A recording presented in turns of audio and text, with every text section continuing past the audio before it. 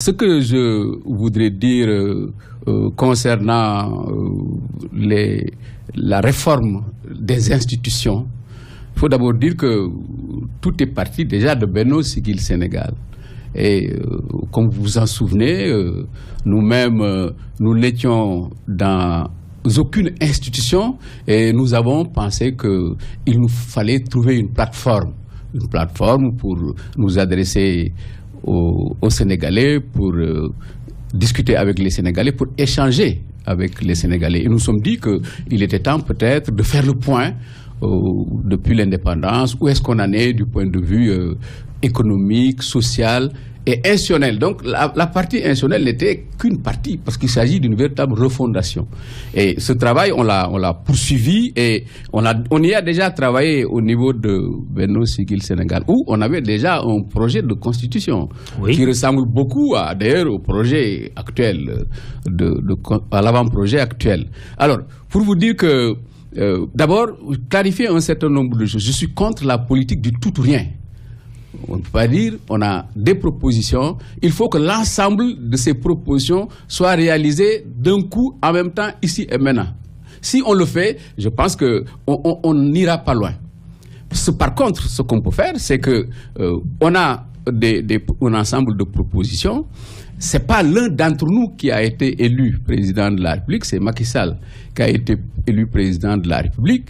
Et il a commandité une étude la Commission nationale de réforme des institutions, avec le professeur Amadou Mokhtar Mbow, lui a présenté un avant-projet de constitution. Un avant-projet de constitution qu'il n'a pas adopté. Oui, mais ça bien ne vous sûr. gêne pas, vous, Ousmane Tanor Dieng? Non, parce qu'il avait dit au départ, il faut être là aussi, il faut rendre à César ce qui appartient à César. Il avait dit que lui, il n'a pas demandé un avant-projet de constitution, que pour lui, le Sénégal n'a pas un problème d'institution. Parce que c'est à part 1962, tant bien que mal, nous n'avons pas eu de crise majeure. Donc en réalité, nous n'avons pas un problème d'institution, nous n'avons pas un problème de constitution. Donc pour lui, il fallait un certain nombre de mesures pour améliorer, pour consolider, pour approfondir simplement. Ça a été dit au départ. Et il s'en est tenu justement à cette position-là. Lorsque les conclusions lui ont été présentées, il a un peu choisi, selon la formule de Ismaïla Madior Fall, les révisions ou les réformes qui sont consolidantes et qu'il a listé autour d'une vingtaine d'articles qui ont été justement, qui constituent l'avant-projet de révision de la Constitution. À partir du moment où lui-même il dit qu'il n'avait pas demandé un projet global de réforme, il va choisir parmi les réformes qui sont proposées dans l'avant-projet global, un certain nombre qui retient.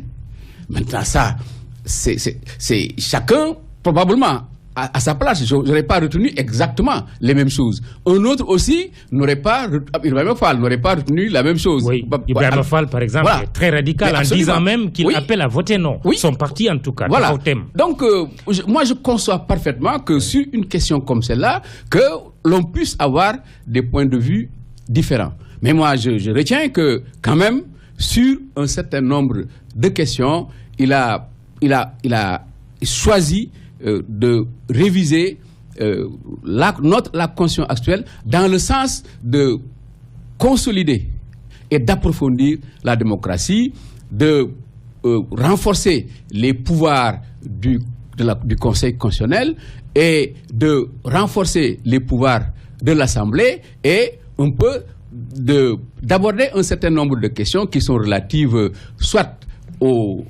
à l'élection présidentielle et aux candidatures indépendantes. Ça, c'est quand même important.